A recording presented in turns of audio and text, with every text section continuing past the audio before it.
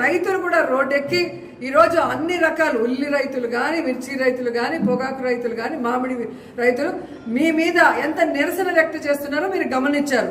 దానికి అండగా ఈరోజు వైఎస్ఆర్సీపీ నిలబడగానే మీరు దిగొచ్చి ఈరోజు కేంద్రంతో మాట్లాడుతున్నారే. మరి ఈరోజు అక్కడ మాదే ప్రభుత్వం, ఇక్కడ మాదే డబుల్ ఇంజిన్ ప్రభుత్వం అన్నారే. మేము లేకపోతే మోడీ లేడు, మా మీద ఆధారపడి ఉన్నాడు అన్నారు కదా. మరి ఎందుకు మన రాష్ట్రానికి కావాల్సిన ఏ బెనిఫిట్స్ మీరు తేలేకపోతున్నారు? ఈరోజు యూరియాని కూడా మరి రైతులకు కావాల్సినంత ఎందుకు తీసుకురాలేకపోతున్నారు? ఈరోజు ఫోన్లో మాట్లాడటం కాదు, అక్కడే మన కేంద్ర మంత్రులు ఉన్నారు కదా, గతంలో చేసిన వాళ్ళు ఉన్నారు. ఇప్పుడు అచ్చెన్నాయుడు వ్యవసాయ శాఖ మంత్రి అన్న కొడుకే ఉన్నాడు, రామ్మోహన్ నాయుడు.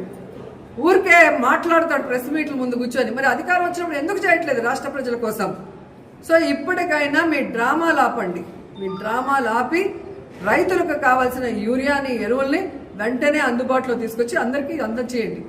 ఆల్మోస్ట్ ఈ రోజుతో అంతా అయిపోయిన తర్వాత ఇప్పుడు తెచ్చాము అని చెప్పి ఆర్డీఓతోనో పోలీసులతో చెప్పించి మమ్మల్ని సప్రెస్ చేయాలంటే ఇక్కడ ఉన్న వాళ్ళు రైతులు అందరూ ఫేసులు చూసుకోండి.